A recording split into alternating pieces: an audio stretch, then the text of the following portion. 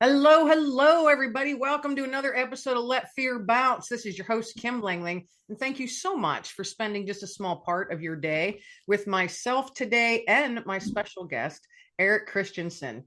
Now, he is a 7-time Southwestern Region Emmy Award recipient, and he's also produced for major networks that include Discovery, TLC, PBS, MTV, and an IMAX film. Now, outside of that, what probably kept him a little bit busy. Eric is the founder of EC Productions, which is an award winning independent film production company that creates socially conscious, nonpartisan films that enrich the human spirit, anchored around the ideas of truth, healing, and hope. And his most recent production is Unmasking Hope. Eric, wow. Thanks so much for being my guest. I've been super excited about this conversation. Well, Kim, as we say in California, I'm super stoked. Super stoked. Awesome. No, seriously, I love the name, Let Fear Bounce. And we before we started the show, we talked about our common interest in the word hope, and I'm really excited. So yeah, Great. thank you for having me on. No, this is wonderful. I am very excited about it. So I want to jump right in. I want to jump into Unmasking Hope. Now that's your most recent, which is currently airing on PBS right now, correct? Correct. It's on public television near you. You can actually go to Unmasking Hope. Just Google it in. It'll come up to our site. You can find out where it's showing near you. But more importantly, it's also on PBS streaming, and it's real easy just to download the app and give it a watch. And I did. I did watch. I watched a portion of it the other night, and folks out there listening, it's awesome and hard hitting. And I appreciate. I had said before, off mic, that I just sincerely appreciate that you had it in your heart to do this specific type of documentary and show. What made you want to create Unmasking Hope? What was like the impetus behind that? Well, this is my fourth film. I guess it's not really a genre, but the fourth film in this kind of series, I guess, of films about life after trauma. And my first film, Faces in the Fire, goes back over 30 years ago when I lost my home in the Painted Cave fire disaster in Santa Barbara. And after that, um, after that disaster, basically, and my self-made disaster, and I cleaned myself up and kind of got myself back together, and I realized that God had given me a brand new slate. I made this film about the recovery after that fire called Faces in the Fire, and it won my first Emmy Award over 30 years ago. And that was the start of this whole thing. And I got, gosh, hooked is such a terrible word for it, but when we premiered that film on the anniversary of the Painted Cave fire 1 year later, and I saw not only the effect that it had to the people in the community, but also the effect that it had in the people in the film, because I interviewed multiple different survivors to tell one story. I was, and me, I was, it helped my healing, and it became my soul food, literally, for my soul. And it took me 10 more years until I did my next film like it, because I work in the industry and everybody's like, well, I want something like that. Faces in the Fire. It was so beautiful. But nothing really touched me. And then I did Homecoming: A Vietnam Vet's Journey. And then it was almost 10 years later, I did Searching for Home, Coming Back from War. And then just recently, Unmasking Hope. And so going to your question is, what really brought me to this, it's just a logical progression and evolution, and it's a spiritual evolution of my other films. My other films tell a story with multiple survivors telling one story, even though they're very different and very diverse, the survivors and their stories, but I really wanted to, but they tell one story of healing, because I believe we all heal in very similar ways, even though our circumstances are very different. But so I wanted to take that to another level, and so I decided to even mix up the traumas. My last two films were about military and about wartime trauma, and this film is has our veteran in it, but it's also about 9/11, surviving 9/11, mass shootings, sexual trauma. And so I really mixed it up. I really mixed it up with the diversity. And again, they're beautifully telling all the same story, even though the circumstances are extremely different.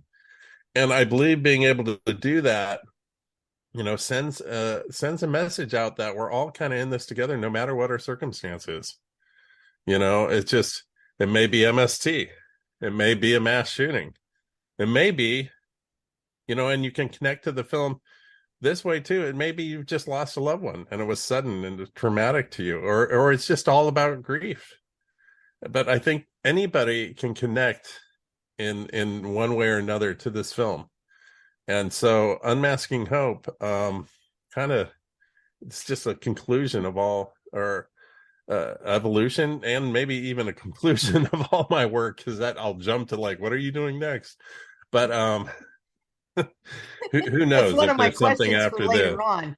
But yeah, but it just it's just the next evolution, and I'm very, very proud of it, because I was able to put so much more into it, storytelling and lyrically, with the dance and the animation and everything. So that's how it kind of came about. It's beautiful, folks. You really do have to check it out. Excuse me. And again, I'm going to thank you for sharing their stories, because and like you said, the people are so diverse. They're from different backgrounds and different places in the country, different experiences, and yet they're experiencing that the trauma is trauma, and we may all deal with it differently, but we all, once you've experienced it, you all do sit in that same dark spot. So it's like you're not alone. And I think that's another thing that this film brings is, that specific thing may not have happened to me, but oh my goodness, I know how she feels. I know how she felt. I get that. You get that connection with a total stranger, but then you also realize you're not alone, because so often those that have gone through trauma and maybe haven't sought help, maybe they're struggling and they're battling their demons on a day-to-day basis, and they feel alone. And I think your films, actually, let's put an S on there, make that plural, is just reminding people that you're not alone. No, I love what you said. We all sit in that same dark spot, and that's the point of commonality with all this. We're, I love, somebody once said, we're spiritual beings having a human experience, and that's true. It's just we're having a human experience, and that point of commonality of that dark space, that feeling of hopelessness and looking for hope, is something that we all can kind of connect to.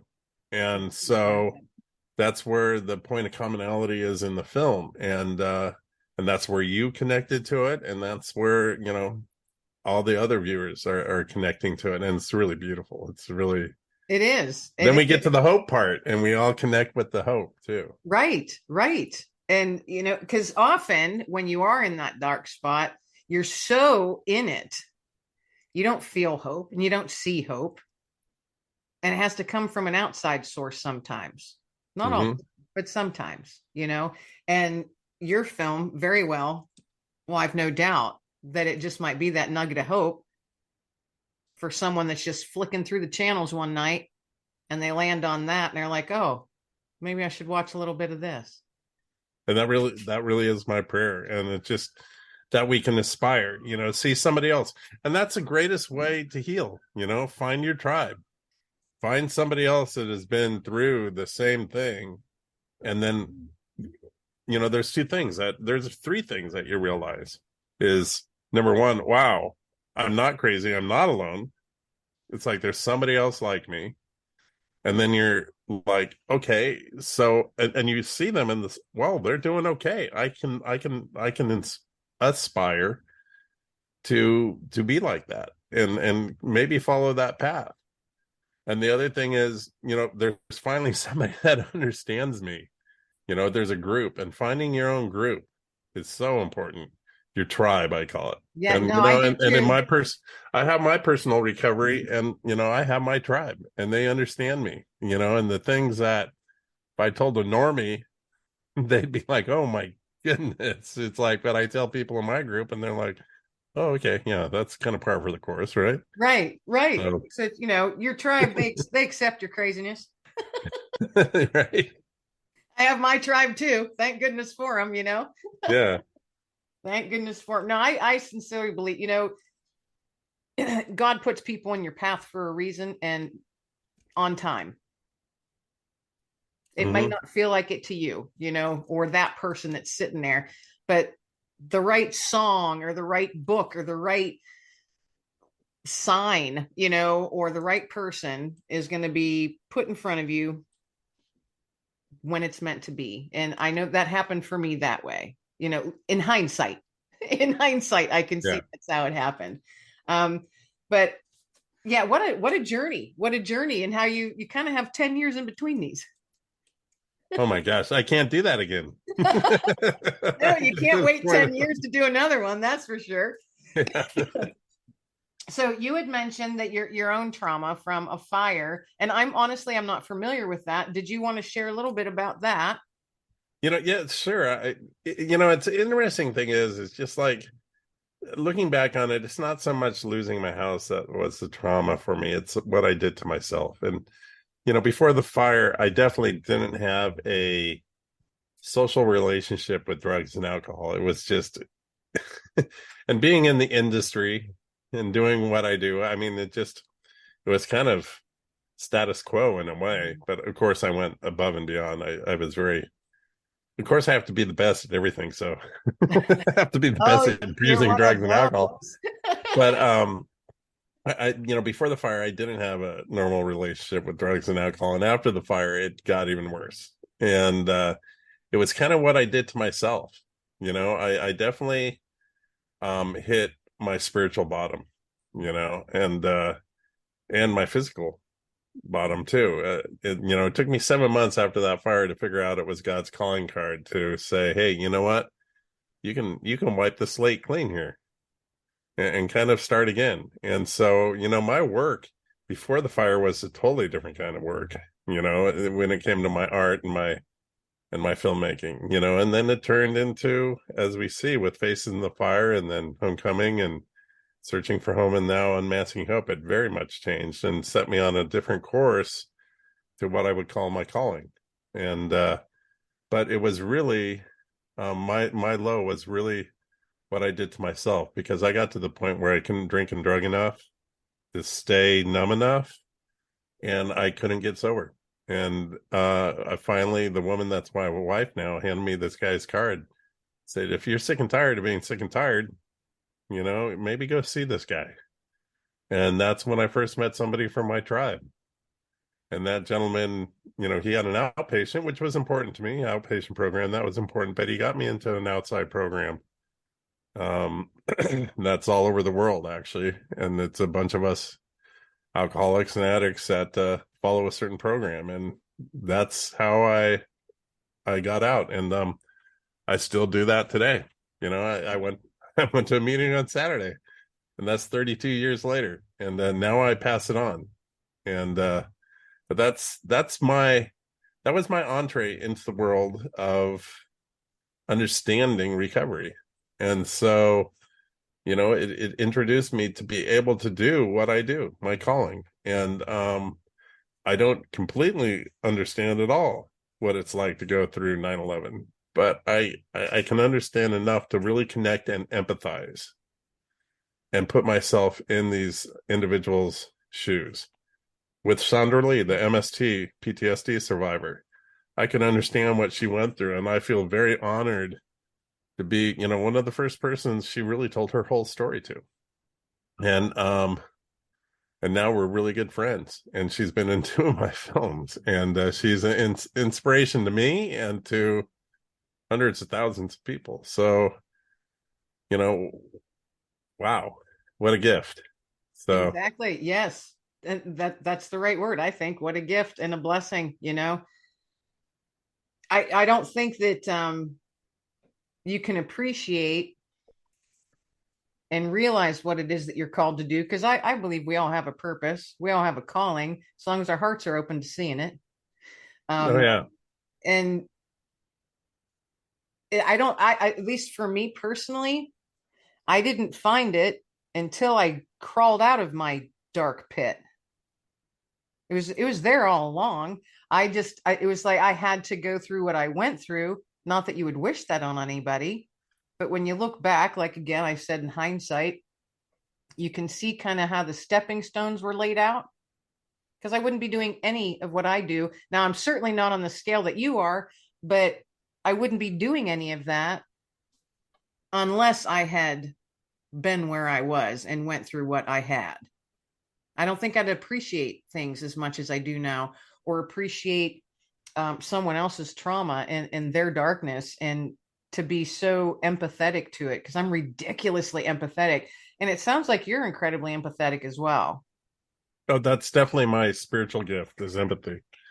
And the one thing I'd like to say is, it just, when you talk about scale, it's just, I don't know what that, I don't know. I mean, because I still work one-on-one with guys, with the new guys that are getting sober, and that's just as important as anything else. And just with just even my relatives and the people in my family being able to lend an ear and give out a nugget of hope. It's just as important as sometimes what I do with these films. And it just oh gosh, it just, scale when it comes to like healing, it doesn't, I don't know if that's a thing. Do you know what I mean? One person or a Yeah, no, thousand, I'm picking up because I'm picking up what you're throwing down. yeah, totally. Yeah, I get it. I get it. Someone had said to me one time, and not in a nice way, said, "Why do you always think you have to be so good? You think you can change the world?" And it was Uh-huh. said in a really nasty way. And my first thought was, well, that's your issue, not mine. Your attitude, that's all you, has nothing to do with me. But then the second one, my response was, I may not be able to change the entire world, but I can certainly make a difference in one person's world. That's it, And if exactly. we have that opportunity, why wouldn't we? As a decent human being, why wouldn't we? And I've never forgotten that attitude coming at me, because my first response was, well, my goodness, no, maybe not. Maybe I can't change the entire world. It's not my job to do that, but I can change this person's world for the better. And why wouldn't we want to? And then and that's just, people don't, I had 3 kids, and that's one of my, second to being a husband, being a dad is one of my most important roles. And by pouring into each of my children, they're not children anymore, but who knows what they're going to go do. You know what I mean? So you help one person and change one person's life, then what is that person going to then go do to affect the world? Right. So yeah, Right. we're getting heavily philosophical here. No, that's stuff that goes on in my brain all the time. Yeah. Tossing my little nuggets of hope. And I've said it before, when I'm a guest on other people's podcasts, that, they're like, well, why do you do it? And first off, I'm like, well, why wouldn't I? But then, when you toss it, I'm tossing a little pebble out there, a little nugget of hope. Well, it's going to hit the water and it's going to make a ripple, and Uh-huh. those ripples are just going to, whether it's fast on a windy day or it's just a slow, gentle swell, on a quiet summer afternoon, it's going to land on the other side exactly where it's meant to land. Yeah. It might be immediate and it might be a year from now, but at least I caused a ripple And I wasn't sitting back silent and not doing anything and saying, boy, I wish the world was a better place. you know? and we never know who that's going to affect. So Yes, exactly. Exactly. And I am sure that you probably have examples of affecting someone's life in a positive manner. Well, I'll just ask this as a question. Has it ever come back to you that, a total stranger or someone you've never met a year, 2, 5 years later, that someone approached you or sent you a message saying, hey, I watched this and you have no idea what that did for me? oh yeah, I mean that's there's the world's economy. And the world's economy is based on money and greed and all sorts of crazy things. And then there's God's economy, and God's economy is based on service, based on love, based on empathy. And I'm overpaid sometimes that way. I remember it was years ago, actually, when I just finished Homecoming: A Vietnam Vet's Journey, about the Vietnam vets' plight returning home from Vietnam. And it was based on a motorcycle pilgrimage, not a motorcycle run, called Run for the Wall, from California to the wall in Washington, D.C. And I did a film about their whole return back to the United States, and their healing following that. And I was at Rolling Thunder, which is a big motorcycle run into DC on I Memorial Day. went 12 years in a row.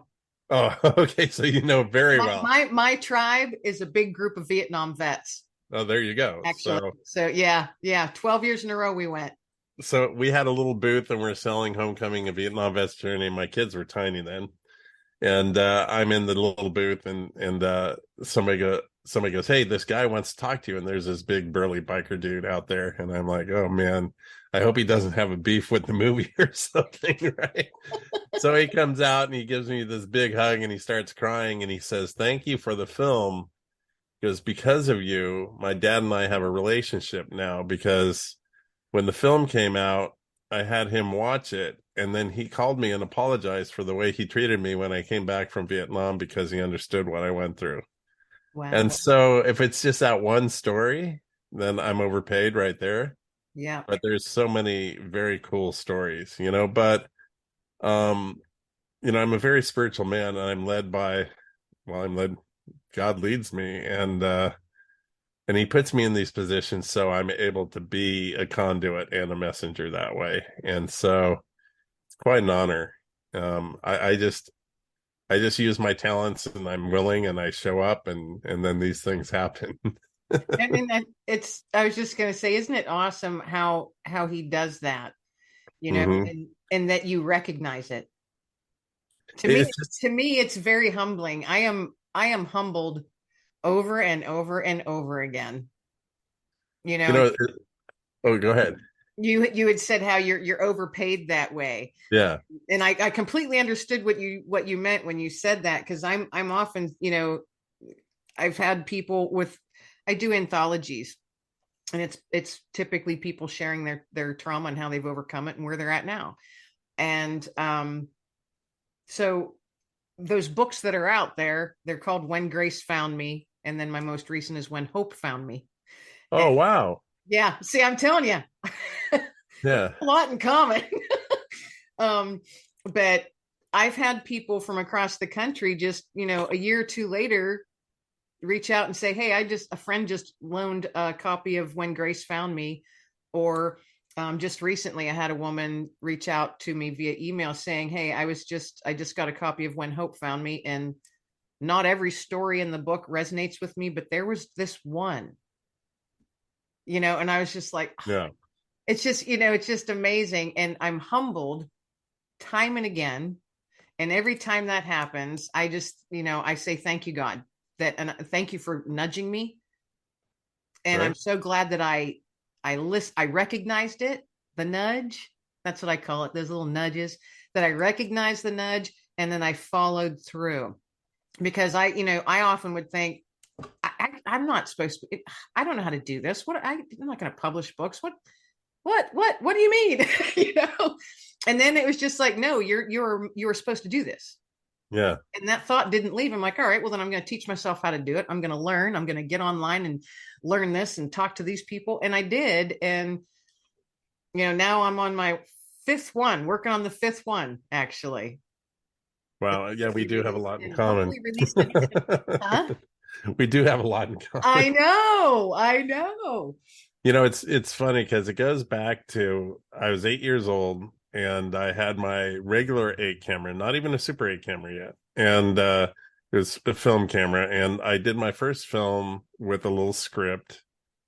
I was about let's see, 8 years old. I was about first, second grade, I think it was. And I remember making these little films and then cutting them, in my bedroom on my little editor and everything. And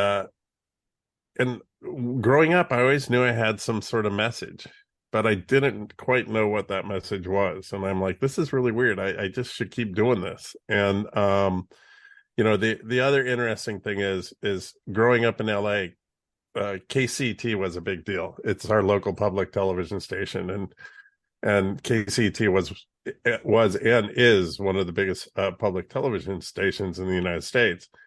And I would watch all sorts of shows on that, including Sesame Street, Electric Company, but all sorts of other like really kind of cool docs and things. And I'm like, one day that would be so cool to have my work on there. And my last two films have my first last Searching for Home premiered on KCT, and I just found out KCT just picked up on Masking Hope for May 20th, I think it is. But now I know what my message is, but it only took 52 years. Now do the math. You had to go through some stuff. You had to go through some stuff, and it's so easy to look back and realize that, but back then you're just like, what am I doing? What am I doing? I've always wanted to. I love public speaking. I love getting in front of people and talking and sharing.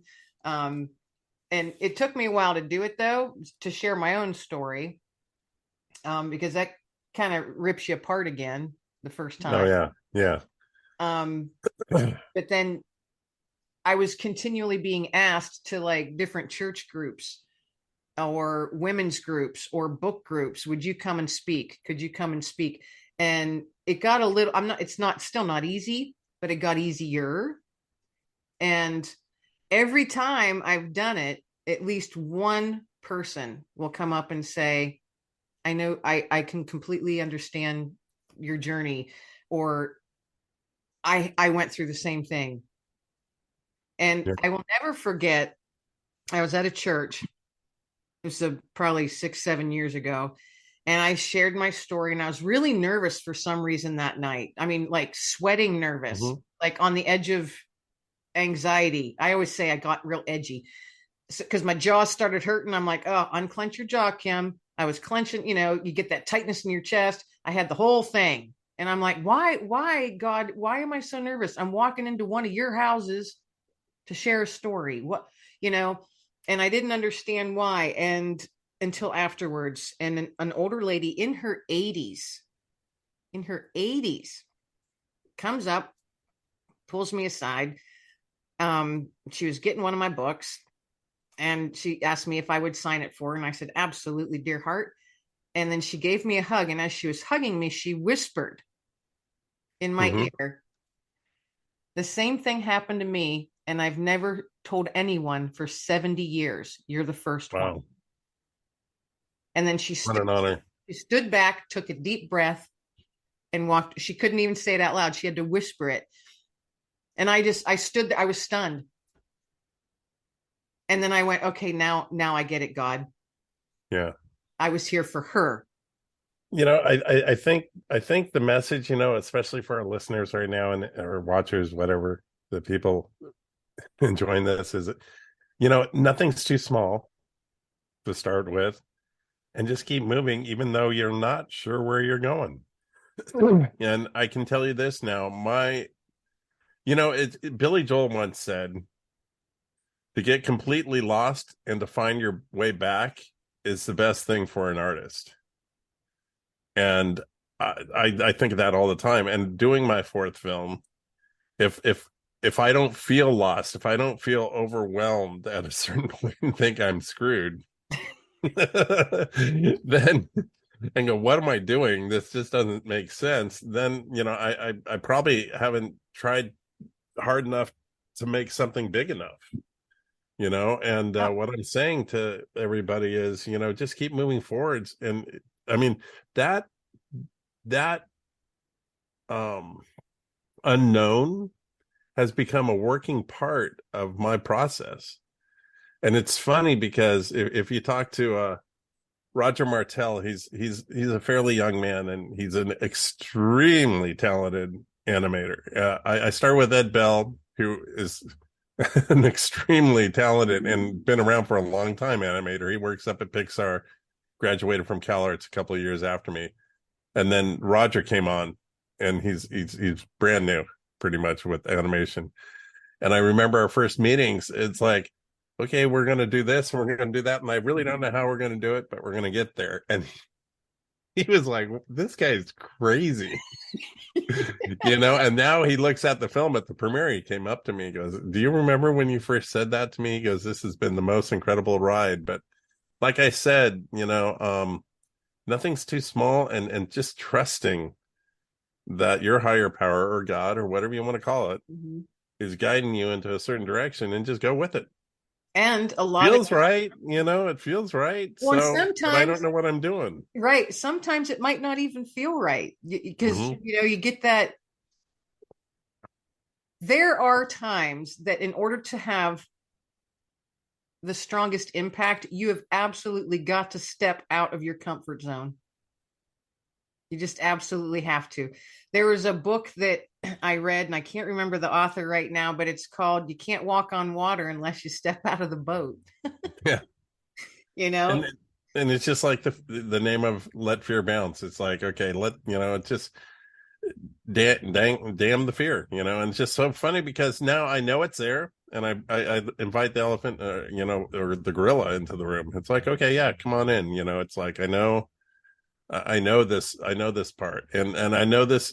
I remember vividly the parts with Unmasking Hope when I was just sitting there going, okay, then all of a sudden I get a phone call. my associate producer Pam Pyre's like, I've been thinking about this. It's like, why don't you just cut? We did this big sequence in Wichita, interviewed 5 people, all this stuff, all this money, getting to Wichita and being in Wichita. And I love the Johnsons, I love Wichita, but anyways. And Pam's like, why don't you just cut out all of Wichita and get the bad juju out of that movie? And I'm like, well, that's a radical thing. Because I was thinking, I'm screwed. How am I going to make this movie work? And next morning I came in, I'm like, she might be right. So I cut all of the Wichita out. And then all of a sudden I looked at the film, and I looked at the rough cut. I'm like, oh my gosh, that was it. But I sat with that. I knew it would come, and it came from Pam. All of a sudden, get the bad juju out. That's exactly what she said. I think it's perfect. Like, and sometimes you have to do that. Yeah. Sometimes you just have to cut the bad juju out in many, many aspects of your life. Well, you write books, and I'm sure you fall in love with everything, and you look at it, and then all of a sudden you're like, I just gotta get that. That's not it. It's tough to start all over when you're an artist, but it's part of the process.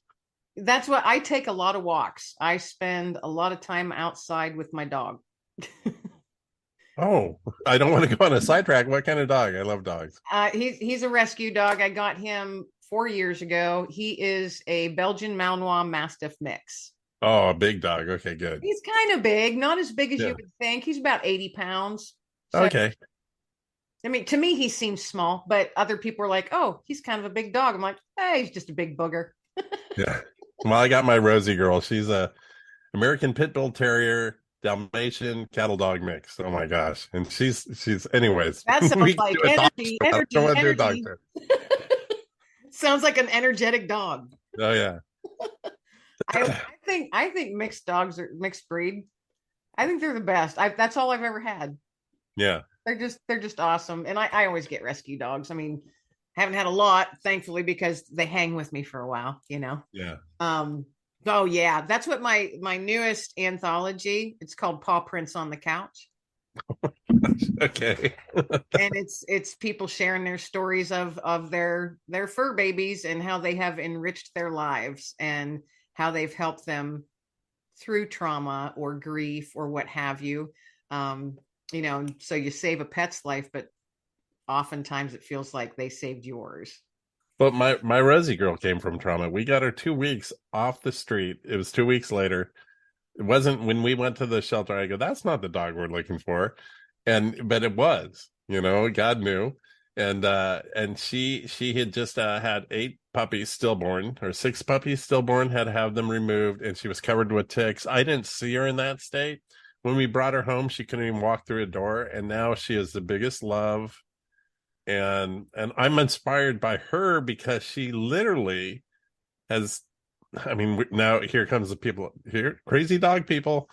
um she has grown, and she's grown through the trauma, and she's just, I'm proud of her, because now she's, but it's also the power of love, and it happens to people too. Yeah. It's like you just love, and you create a space for that, and things respond. Yes. Dogs respond, people respond, Yeah. and it's a non-judgmental love space that you create, and it's really easy to do with dogs, not easy to do with humans, especially your relatives. I agree. but we're challenged to do that, to Yeah. create that. And it's just, and that's what goes back, okay, we're making a line back to the movie people, is, with Unmasking Hope, is that's what I desire to create by having people experience the film, connect, empathize with the individuals in the film, the participants, the different survivors, and then create that um non-judgmental love for them and understanding, and then also create a personal thread back to yourself and your experience, empathy wise. And that's what I hope to do with the film. And we started by talking about creating that with a dog, and then create that with people, which is a challenge, and I hope my film helps bridge that so people understand this and connect. Well, that's what I was thinking that earlier, the word bridge. You're bridging a lot. Um yeah, I I really hope so, yeah, because it's just like, I bridged it myself. It's so funny because I remember we're putting this together, and again, I'm talking to Pam, and one of my associate producers, and oh, we should get 9/11 survivors in that. I go, oh, it's such a big issue, and she goes, Eric, you've done Vietnam, you've done like it's not. And so I had to bridge myself into being able and be ready to connect to that experience, because it's a big experience, but it's not. That's the weird thing. When I get into that world, the 9/11 survivor is, it's that's the thing. You can't quantify or qualify traumas. right. It's no different than the trauma somebody else has had. It is different, but it's not different in the reaction in that space you end up in, that emotion that we're talking about. That somebody may have just lost a loved one suddenly, or whatever it is. It's that trauma and that grief, and we all connect through that. So then all of a sudden 9/11 becomes, oh, it's another trauma. Right. And you have to honor, and each one's sacred to the people, and each one's sacred to me, so Yeah. from Lyman being molested when he was 8 years old in the film, to 9/11 survivors, what does that have to do with each other? Well, watch the film, Right. and Now you someone like see how me, it I connects. immediately saw the connection. Yeah, Because that's how my brain goes. And I'm kind of in that trauma realm, a lot of the people yeah. that I have on the show share stuff like that. But yeah, I agree completely. I mean, some people, you can't make, like, my trauma isn't worse than somebody else's. Trauma is trauma. You could witness a trauma and that traumatizes you, or you experience it physically, whether it's domestic violence, incest, rape, a fire, losing everything you've had, losing a loved one from a car accident, anything. There's so much And how incredibly sad that I was just going to say this out loud. It kind of brings a heaviness into everything. There's so much trauma in the world, and there's and so many, and then that's millions and millions of people that are doing their damnedest to just hold on. oh, I agree. And and I was going to add it just with the trauma survivors and the ones I've interviewed and everything. It's that comparison is a rabbit hole that it needs somehow to be avoided, but it can't. It's sometimes inevitable for the Yeah, trauma survivor. Becky Lassinger, the 9/11 survivor, she was going into Tower 2, and it was her first year anniversary of being at Morgan Stanley, and it was a day to celebrate until she was in the lobby when the plane hit and she ran out. And I mean, an indescribable what she saw and had to run through and lost her shoes. But later, when I'm interviewing her, she's like, well, I feel so guilty because I made it out. There's other people that were injured or lost their lives. My trauma isn't too bad. And I'm like, oh, but I hear that also with the veterans. I made it out. And that guilt, that it's you a carry. survivor's guilt. Yep. And we all had that similar thing. Well, you know what? I only lost my husband and it was suddenly or whatever it is, or I only just, I've been diagnosed stage 4 cancer, whatever it is. It's only that compared to 9/11. Well, no, it's not. Trauma is the biggest thing that's ever happened in your life, and it is about you, and honor that, you know. Yeah. You No, and know, I've caught myself saying it years ago. Oh, well, worse things have happened to other people. I'm oh, fine. I'm fine. yeah. Worse things have happened to other people. And as somebody that also is a loved one, spouse, or friend of somebody that have been through trauma too, watch that word. It's like, oh, at least it could have been worse. It's like, you don't know, no, don't say that. No. It's like, no, it just there's a whole art to listening to Yes. people I that are. like how you worded that. There's an art to it because you are absolutely right. And I have found myself as one who has lived through trauma much better equipped to listen. Mhm. And I've had people say, hey, can we talk? And I'd be like, yes, and I always make it a point to say, I hear you. I Mhm. never sit there and say, I understand. Yeah, I understand. No, I hear you because for so long I didn't feel heard. You know what And I I call that process holding space, and it just and that affirmation of I hear you, not like an active thing like I understand, or something else. That's called it's a technique that I use. I hate even using technique. It's a human, to me, it's a human loving response in creating a space where an individual then can be comfortable in laying out what they need to do or need to say to you, and creating a place where they can do that. And that I hear you is an affirmation. And it creates this like metaphysical, I believe it's a metaphysical space and connection in between you and the person you're talking to. And so, again, I say to the people that are listening, and if it's one of the biggest gifts you could give to somebody is being able to actively, deeply listen to them without having to interject your feelings or like any, and it's actually really easy because don't say anything. I right? hear you. It's like, and creating that space, and you don't have to have a solution.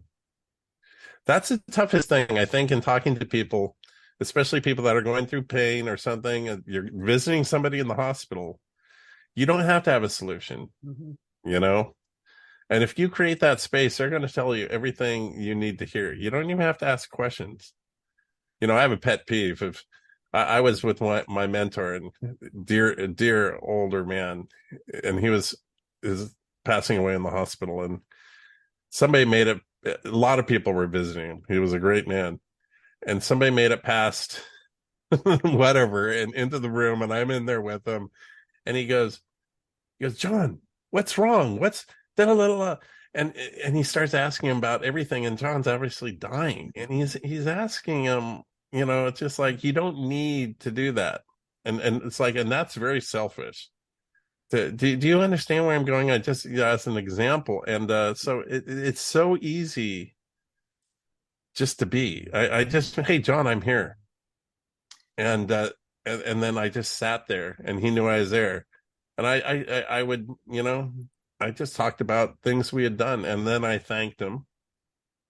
Wow, I got into this whole thing, and then I thanked him for what he had done for me, and I created a space in that room between him and I. Yeah. And there wasn't a lot to have to be said. And sometimes just being there is all that's needed. Mm-hmm. Just being present. Sometimes you don't even need to talk, Yeah. Have you found that on this journey that you've been on for, well, decades now, Yeah. have you found that people seem to gravitate towards you to share their stories? You don't have to look for them. They kind of gravitate towards you. It feels like they gravitate toward you. You know what? Yeah, I love your questions. You you already know that, don't you? No, it's just so, actually at the premiere of the film, somebody asked me, "Oh, how do you find the people in your film?" And the first thing God is my producer, and it just, people do gravitate. The people that need to be there find the film. And it's interesting because I had some mass shooting survivors, and they were all set up to be in the film and everything, and they had to drop out for various reasons. And then, we came across Molly and Heidi, and both of them just fit so well. And then we, not only did they fit so well, we got to go. They were willing to go back to Vegas with us and go to the Memorial Healing Garden, which is the memorial for the Route 91, or the Route 91 shooting. And it just was, it was a huge honor, but they were supposed to be there. And so, yes, people do gravitate, even the crew members. I remember Stephanie, our assistant in New York. She grew by being part of that crew, and being part of the energy, and being part of, and she was so perfect. That's another thing is, I have to be very careful about the people that are in the inner circles during the interviews, because the energy has to be correct. They have to be extremely appropriate, and it's just not a politeness of appropriate, it's appropriateness of being open in the energy that we're giving and receiving from. We're both doing that at the same time with our hand motion. From the participants, And I remember after going to the 9/11 memorial with Becky Lassinger, the 9/11 survivor, we're all done filming and we put the camera away, but you know what? We spent the next part of the day with her, just because it, was appropriate, and Right. we needed to. And now, and then we end up seeing everybody. We never just come in and do a film and then just kind of leave, other than Wichita.